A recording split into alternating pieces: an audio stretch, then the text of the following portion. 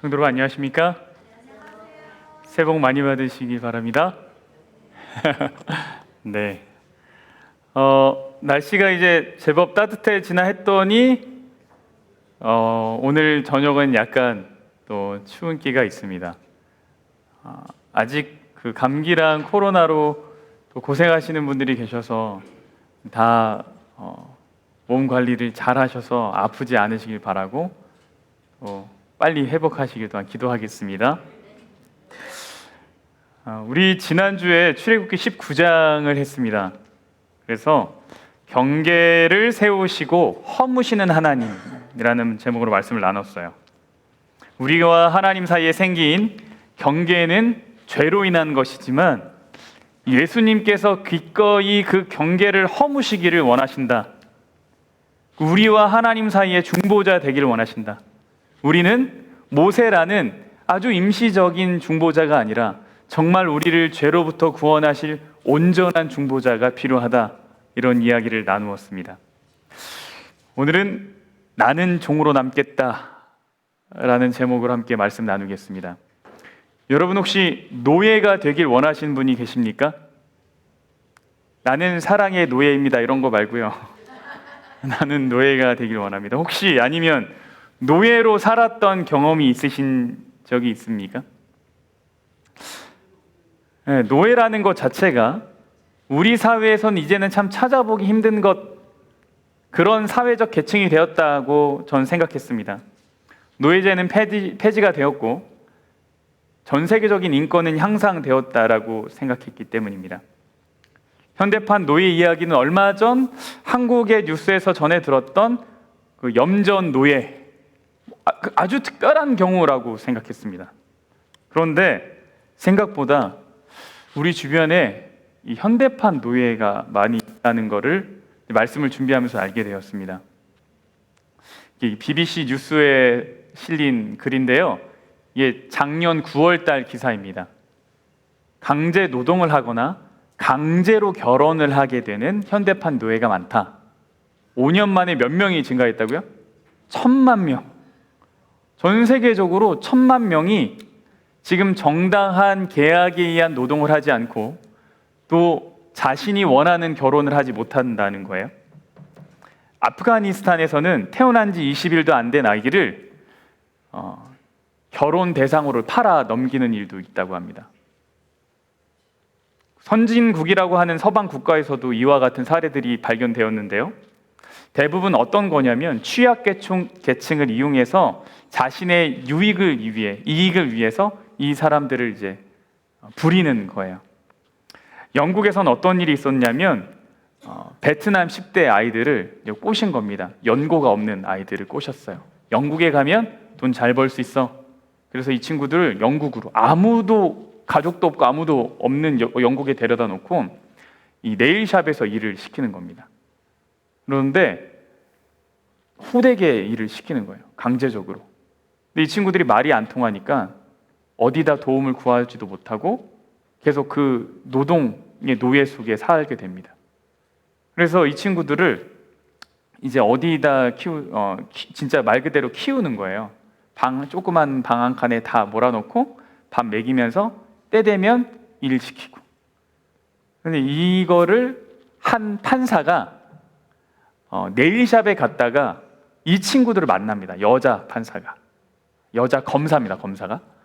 그래서 그냥 네일샵을 그냥 그 서비스를 아무 생각 없이 이용하다가 이상하다는 걸 이 여자가 느끼고 이것을 추적하기 시작해서 이제 재판에 들어가서 쉽게 이기지도 않았어요. 2년인가 만에 걸쳐서 겨우 승소를 해가지고 이 친구들이 좀 자유를 얻게 됐다. 그런데 이 친구들이 자유를 얻게 되었지만 다시 스스로 돌아가는 경우도 있다 그래요. 네. 준비되지 못하고 자립하지 못하는 상황이기 때문에 또 그런 안타까운 일이 있었다고 합니다. 그러니까 이 노예라는 것이 여전히 존재한다는 걸 알게 됐습니다. 이제 다시 물어보겠습니다. 여러분, 노예제도가 폐지되었는데 왜 아직도 여전히 노예의 이야기가 우리 주변에 있습니까? 사람의 욕심이 너무 크기 때문이죠. 사람을 자신의 유익을 위한 수단으로 보기 때문입니다. 사람이 사람을 본래의 가치로 보지 못하기 때문인 거죠. 결국 노예제도는 사람이 사람을 어떻게 대해야 하는가에 대한 문제예요. 권력이 있는 사람이, 영향력이 있는 사람이 사람을 어떻게 대할 것인가에 대한 이야기입니다. 오늘은 종에 관한 법, 출애굽기 21장 우리 함께 펴보겠습니다. 출애굽기 21장에 있는 이 초반에 나오는 종에 관한 법에 대해서 저희가 함께 좀 살펴보려고 합니다. 사실 지난주에 출애굽기 19장을 했기 때문에 오늘은 몇 장을 해야지 맞나요? 순서대로라면 20장. 출애굽기 20장에 무슨 이야기가 나오죠? 십계명. 근데 십계명의 이야기가 사실은 너무 방대해서 제가 준비를 하다가 제가 힘이 들어서 사실 못 하겠더라고요. 이게 그냥 짧게 연구해서 다룰 만한 주제가 아니구나. 아주 중요한 주제인데 이거 좀 더 심도 있게 깊이 있게 준비를 해야겠다는 생각이 좀 들어서 오늘은 그 큰 아주 커다란 주제인 십계명을 건너뛰고 21장으로 좀 가보겠습니다. 여러분, 하나님은 사람을 어떻게 대하셨을까요? 특별히 오늘 주제인 종. 우리 성경에서는 사실 노예라는 단어는 별로 등장하지 않습니다. 종이라는 단어가 훨씬 많이 등장해요. 그 이유에 대해서 나중에 좀 설명을 드릴 텐데, 이 종을 어떻게 다루셨을까요? 그 안에 숨겨진 의미는 무엇일까요? 이런 걸 좀 살펴보려고 하는데, 여러분, 제가 질문하겠습니다. 하나님은 노예제도 찬성하실까요? 반대하실까요? 어떻게 생각하십니까? 노예제도를 하나님 찬성한다, 손. 반대한다. 어차피 난 모르겠다. 내가 노예다. 네. 왜 이 질문을 드리냐면, 여전히 하나님은 노예제도를 찬성한다라고 생각하는 사람들이 있기 때문이에요. 왜 그런가 하면, 성경에 봐라, 종에 관한 법이 나오지 않냐? 노예에 대한 이야기가 나오지 않냐? 이들에 대한 법이 있다는 얘기는 하나님이 이것을 찬성한 것 아니냐? 라고 사람들이 질문하기 때문입니다. 근데 이곳에 이 성경에 등장한 종에 관한 법을 우리가 잘 이해하려면 사실은 그 당시 주변 나라에서 종을 어떻게 다루었는지를 좀 살펴볼 필요가 있겠습니다. 그래야지 성경에서는 사람을 이렇게 다루었구나를 알 수 있기 때문에 그렇겠죠. 이제 메소포타미아에 있던 종에 관한 법, 이 노예에 관한 법을 말씀드리겠습니다. 이제 그 학자의 글을 제가 좀 읽어드릴게요. 그들은 노예를 인격적으로 대했지만 그들은 유동 재산이었다. 유동 재산이 뭐예요? 움직이는 재산, 그죠? 부동산 아니라 동산, 동산이었다. 메소포타미아의 노예들은 소인을 받았으며 출신 가정은 절대 기록되지 않았다. 이 소인이 뭔가 찾아봤더니 낙인이에요, 낙인. 이제 혹시 주홍글 씨라는 영화를 아십니까? 그 책을 아십니까? 이게 뭐냐면 노예는 노예만이 받는 그 딱지가 있어요. 이게 딱 새겨지는 거예요. 이거는 지워지지가 않는다는 거죠. 그러니까 한번 노예로 찍히면 계속 그냥 노예로 살아갈 수밖에 없는 것인 거예요. 출신 가정이 기록되지 않았다. 이 얘기는 무슨 의미일까요? 출신 가정이 기록되지 않았다. 이 사람의 개인적인 역사는 궁금하지 않은 거예요. 어떤 배경을 가지고 있는지, 무엇을 좋아하는지 이런 건 전혀 상관없는 거예요. 그러니까 이 사람의 이야기가 전혀 받아들여지지 않은 삶, 내 개인의 이야기는 전혀 중요하지 않는 삶, 이것이 그때 당시 노예의 삶이라는 거예요.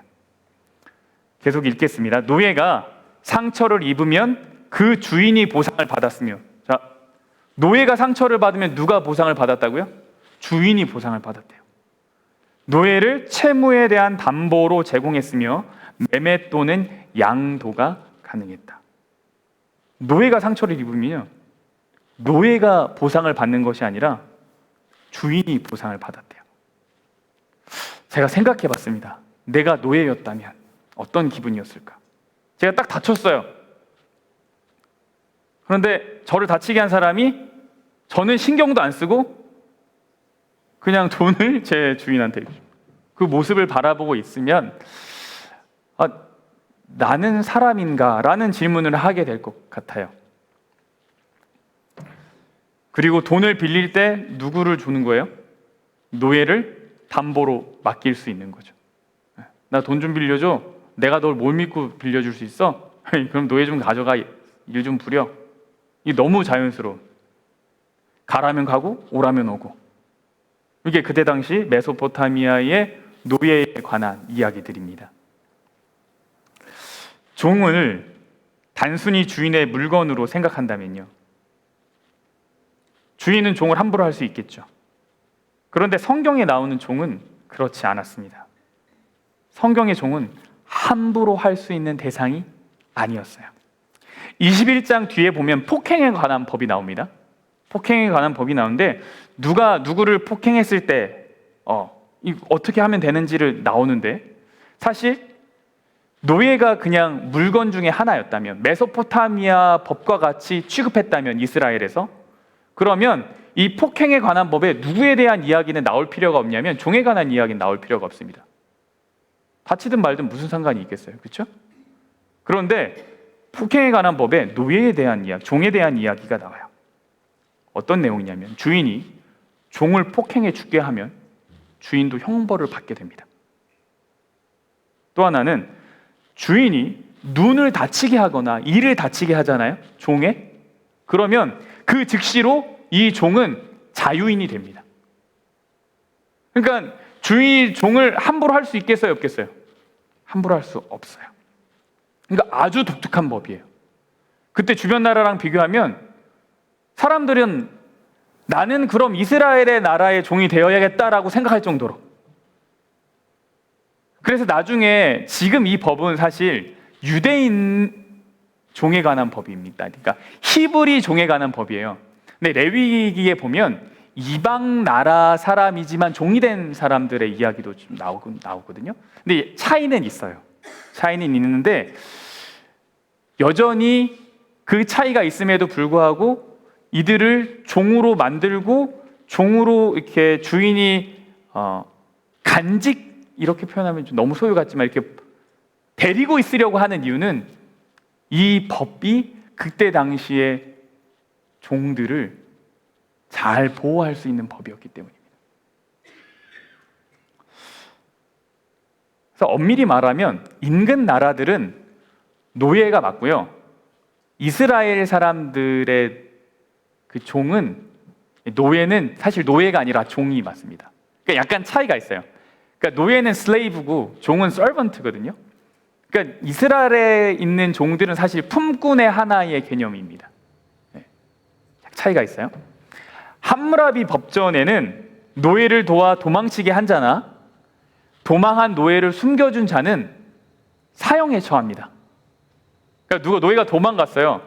그 도망가는 걸 도와줬어요. 너 사형. 도망가는 노예를 숨겨줬어요. 너도 사형. 그런데 신명기 23장 15절 16절엔 이런 말씀이 있습니다. 종이 그의 주인을 피하여 너한테 도망을 하거든 너는 그를 뭐 하지 말라고요? 주인에게 돌려주지 말라고. 이 얘기가 뭐예요? 종이 도망할 이유가 있었겠지. 종이 도망한 이유가 있었겠지. 그러니까 빨리 돌려주면 안 돼요. 왜요? 가면 큰일 날 수 있잖아요, 그죠? 그가 너의 성읍 중에서 원하는 곳을 택하는 대로 너와 함께 내 가운데에 거주하게 하고 그를 압제하지 말지니라. 이게 무슨 얘기냐면 종이 피해서 너한테 도망을 왔잖아요. 그럼 사실 신부는 여전히 종인 거예요. 이 사람이 빚진 것이 있기 때문에 종이 된 거거든요. 그러니까 함부로 이 사람을 자유인이 되게 해줄 수는 없어요. 그러면 뭐 아무한테나 빚지고 훔치고 이렇게 살아갈 수 있기 때문에, 그죠? 그 법이라는 게 필요했는데 종이 도망을 와서 나한테 오면 제가 가지고 있는 성읍들이나 이제 뭐 이렇게 집들이 있을 거 아니에요. 그 중에 이 종이 저는 저기 가서 살고 싶어요. 그러면 오케이, 저기 가서 살아라고 하라는 거예요. 그리고 뭐 하지 말래요? 압제하지 말래요. 너 이렇게 일해서 돈 언제 갚을 거야? 뭐 이렇게 하지 말라는 거예요. 그러니까 완전히 다른 개념의 법이 여기 안에 기록되어 있는 거죠. 그럼에도 종이 있다는 건 불편할 수 있겠죠? 성경에 종이 기록되어 있다는 건 저는 불편합니다. 근데 앞에서 말씀드렸다시피 성경에서 종이 되는 경우가 두 종류가 있습니다. 두 경우가. 첫 번째는요, 물건을 훔쳤을 경우예요. 물건을 훔치면 그때 당시 법에 따라 배상을 하게 되어 있습니다. 근데 배상할 능력이 없잖아요. 그럼 어떻게 해야 되냐면 몸으로 떼워야 돼요. 그래서 그 집에서 일을 하면서 갚아야 됩니다. 이게 종이에요. 노예랑 다르죠? 두 번째는 어떤 경우냐면 돈을 빌렸습니다. 근데 돈을 제때 갚지 못하는 거예요. 갚을 능력이 없는 거예요. 남 파산, 갚을 능력 없어. 그럼 어떻게 하냐면 그럼 와서 일해 라고 해서 일을 해야 되는 겁니다. 하나님이요, 개인의 재산을 지킬 수 있는 법적인 조치를 당시 상황에 맞게 하신 거예요. 이러한 게 없다면 사람들은 욕심이 너무 많잖아요. 이기심이 많으니까 어떻게 해요? 저 사람 돈 많은데 내가 돈 좀 많이 빌려서 삥땅 쳐볼까? 이런 생각 할 수 있단 말이에요. 이 삥땅이라는 게 참 너무 저렴한 표현이어서 죄송합니다. 이렇게 돈 빌리고 안 갚고 배째라. 배째라도 참 저렴한 표현이네요. 뭐 그런 거 어떤 건지 아시겠죠? 이러면 안 된단 말이에요. 그러니까 당시 사람들의 개인적인 재산을 지킬 수 있는 법들을 마련하기 위해서 법이 존재했고, 그러다 보니까 어쩔 수 없이 품꾼이라는 개념이 생겼는데 그 품꾼들을 하나님이 잘 지키고 보호하기 위해서 법을 만드셨다, 이 얘기입니다. 다른 나라들의 법과는 확연히 너무나도 다릅니다. 사람을 너무 귀하게 여겼어요. 이스라엘 종에 관한 법은 종이 원하는 땅에 살게 해주고요, 그를 압박하면 안 됩니다. 일 못한다고 구박하면 안 됩니다. 마음에 안 든다고 종을 때리면 안 돼요. 이스라엘 백성은 자신에게 피난처를 요구한 종들을 외면하지 않았고, 종들은 그들이 거주할 땅을 선택할 수 있었고 핍박하지 않았어요. 왜냐하면 이 하나님 나라의 법에는 종이기 이전에 사람, 하나님의 사람이었기 때문입니다. 그래서 레위기 25장 55절에는 이런 말씀이 있습니다. 우리 다 같이 하이라이트 된 다 55절 다 같이 읽어볼까요? 시작.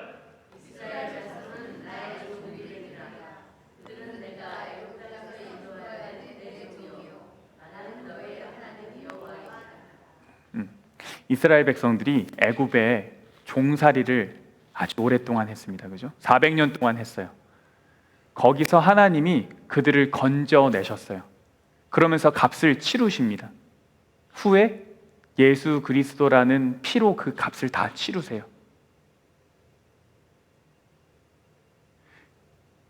예수님이, 하나님이 이스라엘을 종에서 건져내시면서 이들을 하나님의 종으로 삼으셨습니다. 그러니까 유대인들은 어떤 개념이 있냐면 나는 어느 한 인간의 소유가 아니라 하나님의 소유이다라는 개념이 있는 거예요. 누군가의 종이기 이전에 나는 하나님의 종이다라는 개념이 있는 겁니다.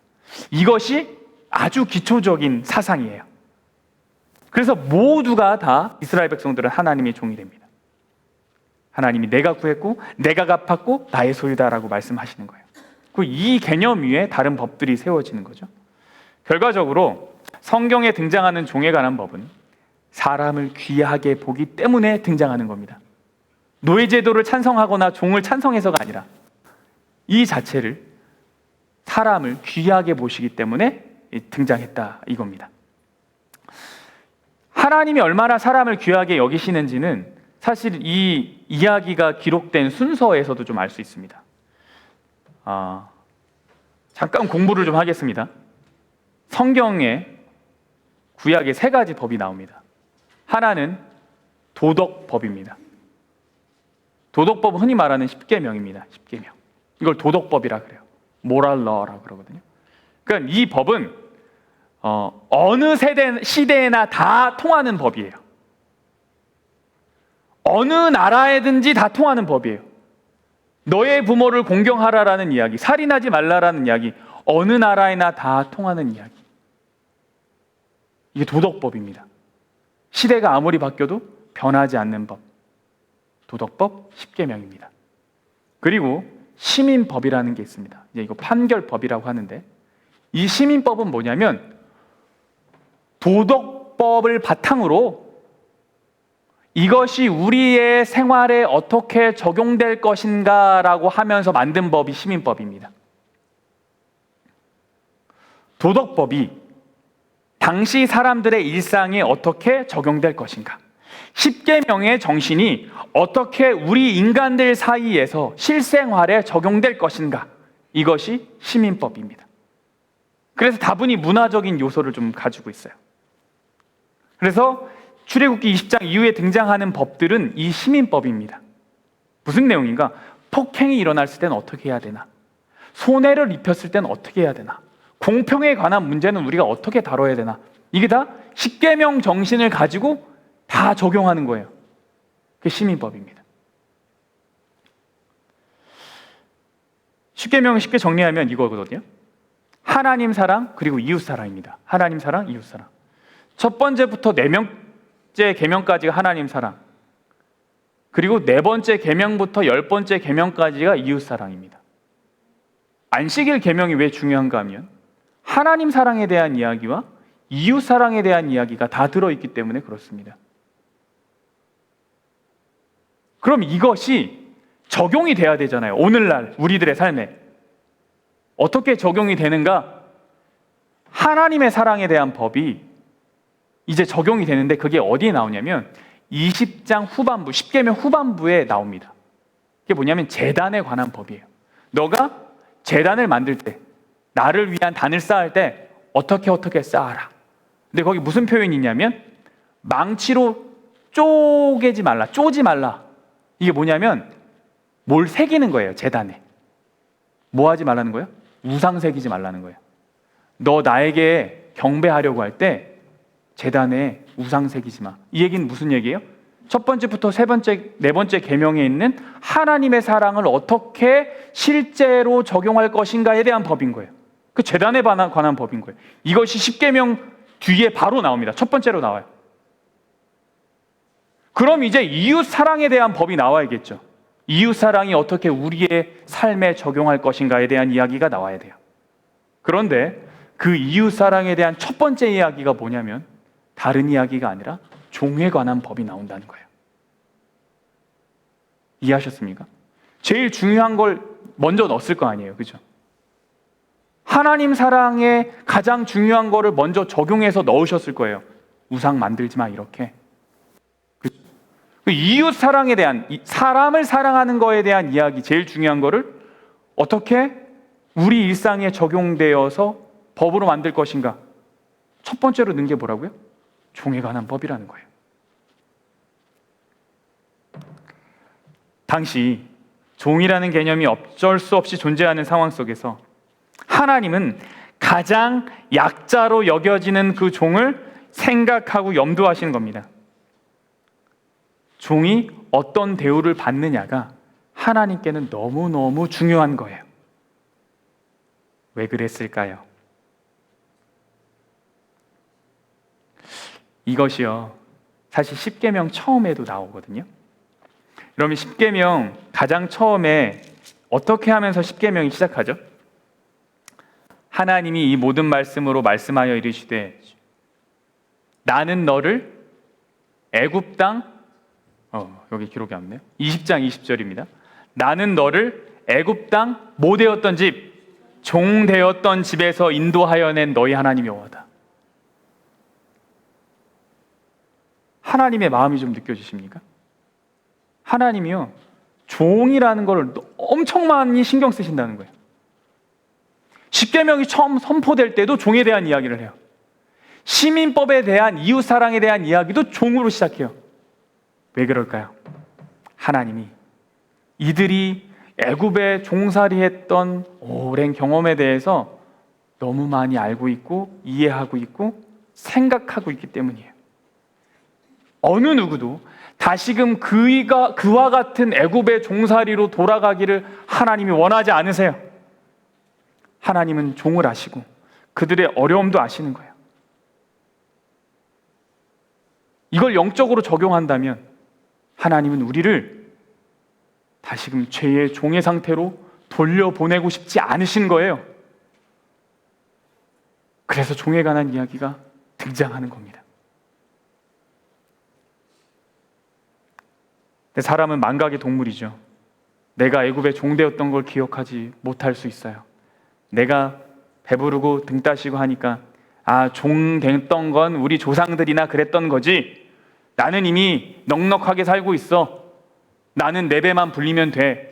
라고 하는 사람이 있다면 그 사람은 사람을 함부로 할 수 있을 여지가 아주 많기 때문에 하나님은 종에 관한 법을 두신 겁니다. 이 내용들을 통해 하나님 우리에게 말씀하세요. 너희가 어떻게 사람을 대해야 할 것인지 생각하라는 거예요. 그리고 그 전에 내가 너희를 어떻게 대했었는지를 생각해 보라라는 거예요. 너희가 종 되었을 때 내가 어떻게 너희를 건져냈었는지를 기억하라라는 겁니다. 오늘날로 적용하면요, 권력, 힘과 영향력이 있는 사람이 어떻게 사람을 대해야 하는가에 대한 이야기죠. 어떻게 사람의 가치를 판단할 것인가에 대한 이야기입니다. 근본적으로 이 모든 이야기는 사람은 하나님의 소유입니다라는 개념이 우리에게 있어야 된다라는 겁니다. 우리가 함부로 할 수 있는 것이 아니죠. 여러분, 성경이 말하는 하나님을 경외하는 자라는 것은 생명을 소중히 여기는 자입니다. 모든 생명은 하나님의 소유다라는 믿음을 가진 사람들이 하나님을 경외하는 사람들입니다. 결론적으로 하나님 노예제도 찬성 안 하셨어요. 하나님은 사람을 소중히 여기십니다. 그리고 이러한 종에 관한 법에 있어서 오늘 본문에서 출애굽기 21장에서 가장 하나님의 마음이 잘 드러난 곳이 있는데 21장 2절입니다. 너가 히브리 종을 사면 그는 6해 동안 섬길 것이요 7째 해에는 몸값을 물지 않고 나가 자유인이 될 것이며 라고 말하고 있어요. 물론 더 극적인 이야기가 있습니다. 희년이라는 거예요. 50년이 되면 다 자유케 하는. 근데 그거는 또 이제 아주 큰 이야기이기 때문에 나중에 따로 또 다루도록 하고요. 오늘은 이제 21장에 나오는 본문을 좀 보겠습니다. 종이 된 지 7년째가 되면요, 사람은 법적으로 자유인이 됩니다. 6년을 일했으면 이제 네가 빚진 것 다 갚은 정도 되겠다라고 계산한다는 거예요. 그 값 치렀다라고 생각한다는 거예요. 여러분, 그래서 엄밀히 말하면요, 유대인들 중에 강제로, 그러니까 인신매매나 뭐 납치나 이런 거를 통해서 강제적으로 노예가 된 사람들은 없었습니다. 그러니까 살다 보니까 빚 갚으려고 종이 된 거예요. 그러니까 엄밀히 말하면 종이 아니라 품꾼이라는 거죠. 그들은 늘 자유를 얻을 수 있는 환경 속에서 살았습니다. 7년째가 되면 자유인이 되는 거예요. 하나님은 정말로 사람을 소중하게 여기신 분이죠. 그런데 여기 아주 흥미로운 이야기가 등장합니다. 그리고 저는 이 이야기 속에서 저는 예수님을 발견했습니다. 사람을 소중하게 여기시는 예수님을 만났습니다. 한번 볼게요. 3절에 보니까 만일 그가 종이에요. 종이 단신으로 왔으면 단신으로 나갈 것이요. 이게 뭐냐면 미혼자로 종이 되었으면 나중에 미혼자로 나가라. 장가 들었으면 그의 아내도 그와 함께 가라. 그러니까 종이 되는데 솔로로 종이 되었으면 솔로로 나가고, 커플 결혼한 상태로 와서 종이 되었으면 같이 다 나가라. 이렇게 얘기합니다. 그런데 4절에 만일 상전이 그에게 아내를 주어서 그의 아내가 아들이나 딸을 낳았으면 그의 아내와 그의 자식들은 상전에게 속할 것이요 그는 단신으로 나갈 것이로되. 이게 뭐냐면 단신으로 들어왔어요. 혹은 부부로 들어왔는데 아내가 먼저 무슨 일이 변고가 생겨서 죽었어요. 그 솔로가 된 거예요. 그럴 경우에 주인이 이 사람한테 결혼을 시켜줄 수 있었어요. 근데 결혼을 시킬 때 자유인을 데려다가 결혼을 안 시키겠죠. 왜요? 자유인인데 어떻게 마음대로 할 수가 없잖아요. 종을, 자기 집에 있는 종을 데려다 결혼을 하게 하는 거예요. 그래서 아들이나 딸을 낳았으면 그의 아내와 그의 자식들은 누구한테 속한대요? 상전에게 속한대요. 제가 이걸 읽고 고민이 많았어요. 이게 도대체 아니, 사람을 그렇게 귀하게 여기면, 가정 꾸렸으면 다 데리고 나가게 하지, 왜 또 혼자 나가라고 하나?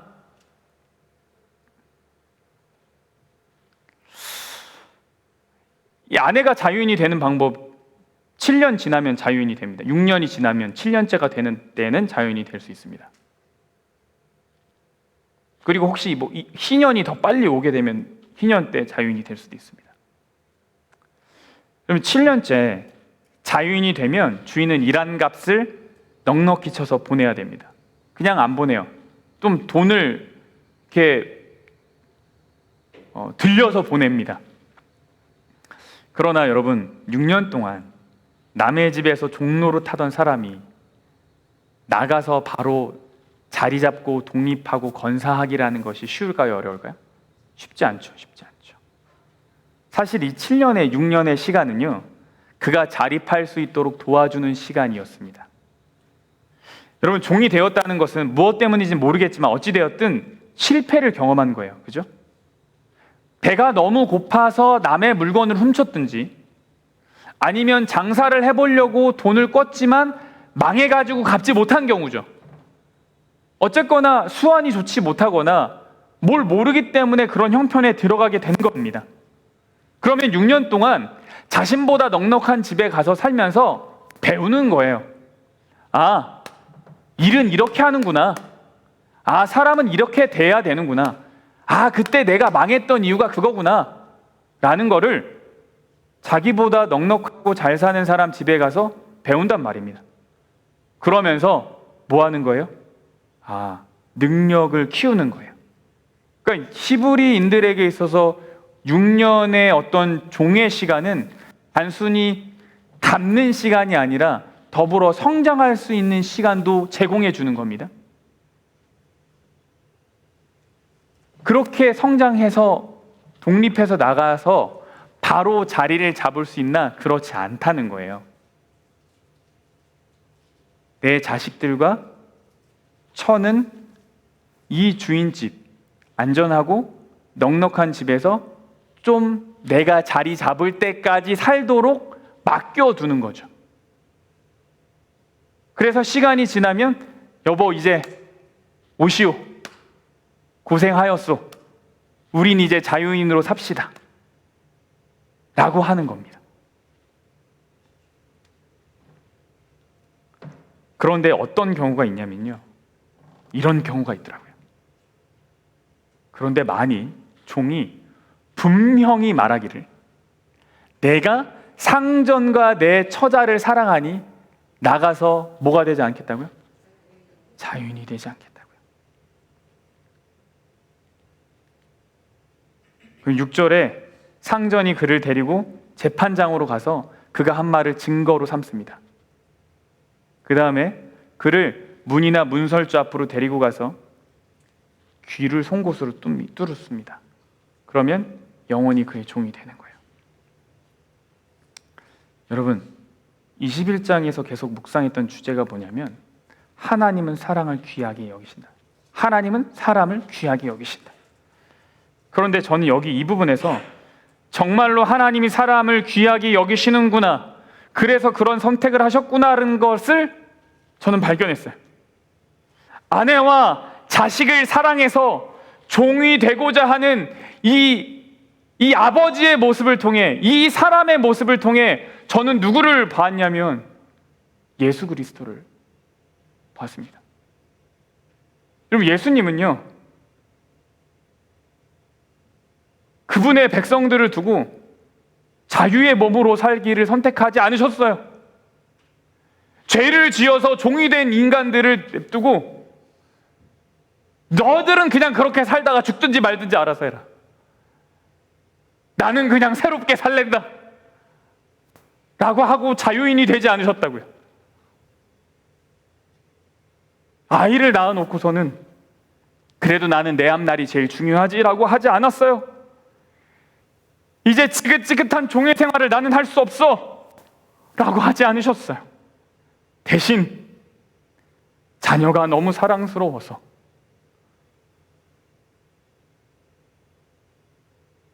내 아내가 너무 사랑스러워서 나는 종이 되겠습니다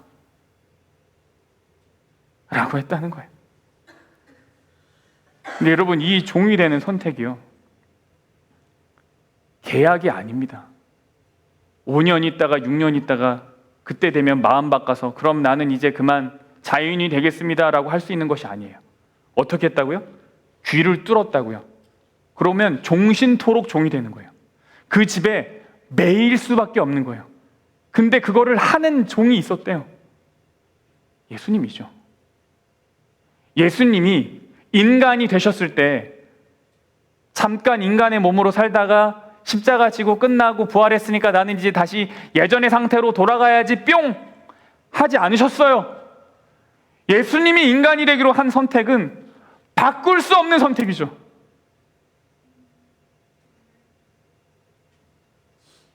영원한 선택인 거예요. 정말로 하나님이 사람을 귀하게 여기셔서 한 선택입니다. 여러분, 그는 근본 하나님의 본체시나 하나님과 동등함을 취할 것으로 여기지 않으셨어요. 오히려 자기 일을 비워 종의 형체를 가지사 사람들과 같이 되셨습니다. 사람의 모양으로 나타나사 자기를 낮추시고 죽기까지 복종하셨으니 곧 십자가에서 죽으신 것입니다. 이것이 하나님이 사람을 정말로 귀하게 여기셔서 하신 선택입니다. 이 저녁 하나님이 얼마나 사람을 귀하게 여기셨는가 기억하시길 바랍니다. 그래서 결국에는 인간이 되어 십자가까지 지셨다는 사실 또한 기억했으면 좋겠습니다. 그래서 그 사랑을 알기 때문에 오늘 나도 다른 사람을 수단으로 생각하지 말고 정말로 귀하게 여기는 그 축복의 삶이 우리 모두에게 있기를 간절히 바라면서 오늘 말씀을 줄이겠습니다. 오늘 함께 일어나셔서 찬양하겠습니다.